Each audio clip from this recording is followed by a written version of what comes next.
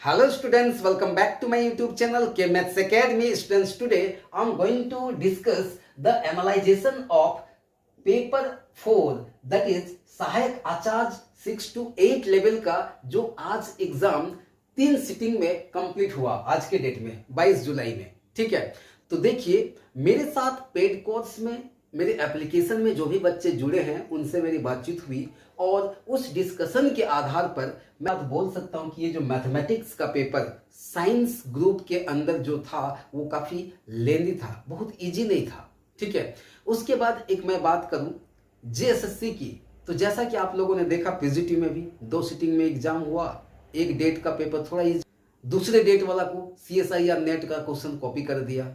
ठीक है, उसके बाद जब आंसर की दिया तो सबने देखा कितनी गलत, काफी गलत। उसका ट्रेडिशन रहा है कुछ नया करने का। जो मैथमेटिक्स था यहां पर बच्चों ने जो फीडबैक मुझे दिया उसके अनुसार ये जो मैथमेटिक्स का पेपर था उसमें सिलेबस से कुछ अलग ऐसे टॉपिक से भी क्वेश्चंस को पूछे गए हैं और एक दो नहीं, अच्छे खासे क्वेश्चंस पूछे गए हैं।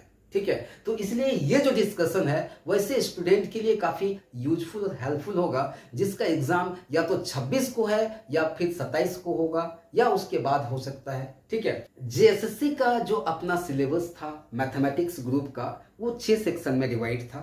Set theory, theory of equation, algebra वाला सेक्शन में, डिफरेंशियल कैलकुलस, इंटीग्रल कैलकुलस, उसके बाद 2 डायमेंशन, 3 डायमेंशन और ट्रिगोनोमेट्री। अब उसमें से मैं आपको बताऊं 2D से तो क्वेश्चन था ही नहीं, बहुत ही कम, 1-2 क्वेश्चन था। 3D से एक क्वेश्चन पूछा था डायरेक्शन कोसाइंस निकालने के लिए।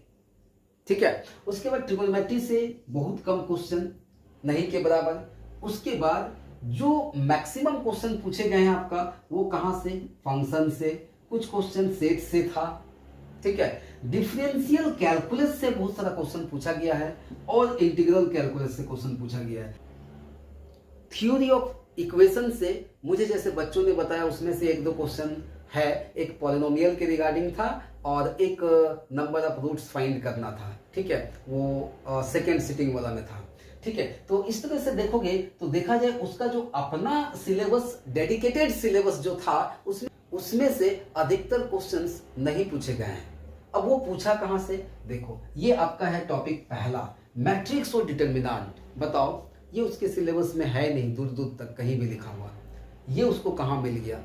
अब इससे 1-2 नहीं बल्कि मुझे पता चला कि जो फर्स्ट सिटिंग था उसमें 4 से 5 क्वेश्चन था, सेकेंड वाला जो एग्जाम हुआ उसमें भी 3-4 क्वेश्चन है और जो लास्ट वाला सिटिंग था उसमें भी बच्चों ने मुझे बताया कि 4 से ज्यादा क्वेश्चन था, 4-5 क्वेश्चन ऐसा ही कुछ था।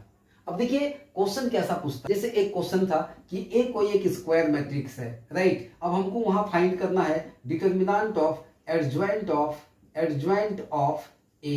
देखिए ऐसे क्वेश्चन पूछा, तो ये मैट्रिक्स का प्रॉपर्टी है, वहां से क्वेश्चन पूछ दिया। ठीक है, एक और क्वेश्चन ऐसे ही पैटर्न का था कि ए कोई एक स्क्वायर मैट्रिक्स है तो हमको फाइंड करना है adjoint of A inverse of A inverse. बताओ, इस तरह से क्वेश्चन पूछा। और भी बहुत तरह के क्वेश्चन पूछे, डिटरमिनेंट से वैल्यू निकालने के रिगार्डिंग था क्वेश्चन, 2-4 क्वेश्चन था। ठीक है, तो इस तरह से अब इस टॉपिक से भी क्वेश्चन पूछा जा रहा है। अब उसके बाद रही बात प्रोबेबिलिटी का, बताओ प्रोबेबिलिटी तो कहीं सिलेबस में नहीं लिखा है, कहीं मेंशन नहीं है। इसमें से 3 क्वेश्चन मुझे बच्चों ने बताया, जैसा पूछा था एक सिटिंग में पूछा था कि अगर ये जो कार्ड्स वाला है ना, प्लेइंग कार्ड्स, वहां से रिलेटेड था एक क्वेश्चन। दूसरे सिटिंग के एक बच्चे ने मुझे बताया कि एक क्वाइन से रिलेटेड क्वेश्चन था। ठीक है, तो कार्ड्स, क्वाइन, इस तरह के क्वेश्चंस भी अब आप लोग को प्रैक्टिस कर लेना है। ठीक है, उसके बाद देखिए ये एक टॉपिक है इंटीग्रल कैलकुलस में, एरिया ऑफ बाउंडेड रीजन। यहां से 2-2 क्वेश्चन पूछे जा रहे हैं हर एक सिटिंग में। मैं देखा एक बार ये क्वेश्चन पूछा कि कोई एक सर्कल है और कोई एक स्ट्रेट लाइन है, तो दोनों के बीच का जो रीजन है उसका एरिया निकालना था। एक बार ये क्वेश्चन दे दिया कि एक पैराबोला है y² = x और एक लाइन है y = 2। फिर से एक बच्चा ये भी क्वेश्चन बोला कि सर ऐसा भी आया था y² = x और x - y = 2। ये पैराबोला और ये स्ट्रेट लाइन के बीच का जो बाउंडेड रीजन है उसका एरिया फाइंड आउट करना था। तो यहां से भी क्वेश्चंस पूछे जा रहे हैं, आपको इसको भी कर लेना। इस टॉपिक से भी क्वेश्चन पूछा जाता है। ये तो खैर पूछा जाना ही चाहिए, कॉन्टिन्यूटी लिमिट से ही रिलेटेड है इसीलिए, और इसके लिए कोई दिक्कत नहीं है, क्वेश्चन भी इजी ही है, 2 क्वेश्चन पूछा गया है यहाँ से भी। अब ये देखो ये कि इंक्रीजिंग डिक्रीजिंग और maxima minima greatest minimum value निकालने के लिए क्वेश्चन पूछ रहा है, ठीक है ना, एप्लीकेशन ऑफ डेरिवेटिव का। वहाँ का एक टॉपिक है टेंजेंट नॉर्मल, वहाँ से भी एक क्वेश्चन है, ठीक है, लेकिन इस तरह से भी क्वेश्चन पूछ दिया है, तो अब आपको इसको भी थोड़ा देख लेना है। और इनवर्स ट्रिगोनोमेट्रिक फंक्शन, यहां से एक क्वेश्चन पूछ दिया, जैसा बताया उसके अनुसार साइन इनवर्स 4/5 कुछ था, और फिर इधर था सेक इनवर्स 5/4 और माइनस कितना π/2, इसका वैल्यू पूछ दिया। अब बताओ ये तो इनवर्स ट्रिगोनोमेट्रिक फंक्शन है, दूर दूर तो इसका कहीं सिलेबस से कोई रिलेशन था नहीं। तो ऐसे ही, और जो सबसे इंटरेस्टिंग बात है वो ये कि जो रेस्ट मैक्सिमम क्वेश्चन था वो आपका बेसिक मैथमेटिक्स से था, 9-10 का जो है ना सिंपल इंटरेस्ट से क्वेश्चन था, इस तरह से। तो देखा जाए तो पेपर को थोड़ा लेंदी बना दिया है, और कहीं ना कहीं बच्चे जो मेहनत करके जाते हैं, ठीक है, पूरा सिलेबस को कवर करके जाते हैं, लोगों के लिए कहीं ना कहीं ये थोड़ा सा खराब है, ठीक है। तो खैर कोई बात नहीं, अगर इस प्रकार से अगर पेपर को हम सम अप करें तो देखिए ये एक इजी पेपर नहीं था, लेंदी पेपर है। और मैं प्रीवियस वीडियो में ये बात बताया था कि मैथमेटिक्स आपको हमेशा उलझाएगा। वहाँ पर मैं 3 फेज में पेपर को सॉल्व करने की बात कही थी, जो इजी या मॉडरेट होता है उसको आप पहले करो, फिर लेंदी वाला को सेकेंड में करो, फिर बाद में करो। रही बात फिजिक्स केमिस्ट्री या बॉटनी जूलॉजी, तो उसमें तो मैक्सिमम बच्चों ने फिजिक्स केमिस्ट्री लिया था जिन्होंने आज एग्जाम दिया, तो वो लोगों का रिपोर्ट ये था कि फिजिक्स केमिस्ट्री का जो पेपर था बिल्कुल मॉडरेट इजी था, 10th 11th लेवल के ही थे, मैक्सिमम 10th लेवल के क्वेश्चंस थे, ठीक है।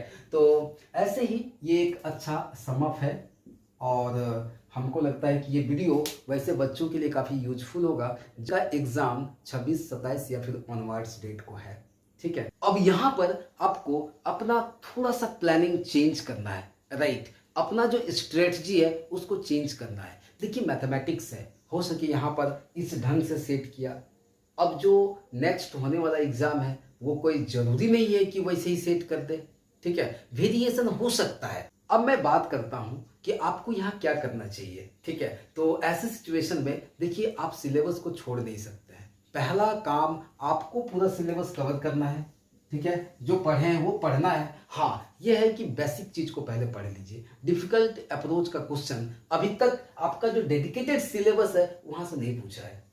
साथ ही साथ ये सब जो टॉपिक है ना, ये टॉपिक को आप आराम से कर लो। कहाँ से करोगे इतने कम समय में, तो उसके लिए मैं एक आइडिया बता रहा हूँ। देखिए आपके पास NCERT जो 12 क्लास के लिए बुक है, उसमें आपको मैट्रिक्स और डिटरमिनेंट का मिल जाएगा, बहुत सारा MCQ, उस MCQ को कर लो।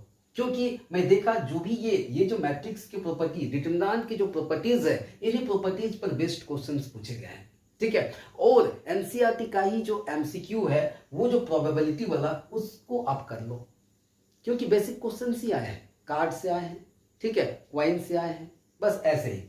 और एरिया ऑफ बाउंडेड रीजन, ये भी आपका 12th क्लास का जो NCERT का बुक है, ठीक है, उससे कर लीजिए। लिमिट से जो क्वेश्चंस पूछे गए हैं मॉडरेट ही हैं, तो इंक्रीजिंग डिक्रीजिंग वाला पार्ट भी है एप्लीकेशन ऑफ डेरिवेटिव का, तो इस सेक्शन को भी आपको कर लेना है। कहने का मतलब क्या है कि जैसा क्वेश्चन पूछा जा रहा है, संभावना है कि इस तरह का क्वेश्चन आगे भी पूछा जा सकता है, लेकिन इसकी कोई गारंटी नहीं है। जो उसका डेडिकेटेड सिलेबस है ना, उसको तो करना ही है, उसके बाद इन टॉपिक्स को भी कर लो।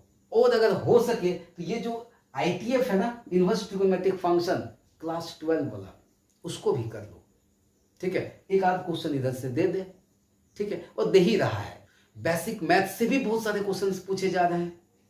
और लास्टली मैं ये बात आपको बताऊंगा कि फंक्शन का जो क्वेश्चन है, डोमेन, रेंज, उसके प्रॉपर्टीज पर बेस्ड क्वेश्चंस बहुत सारे पूछे गए हैं, ठीक है, तो उसको आप जरूर कर लेना।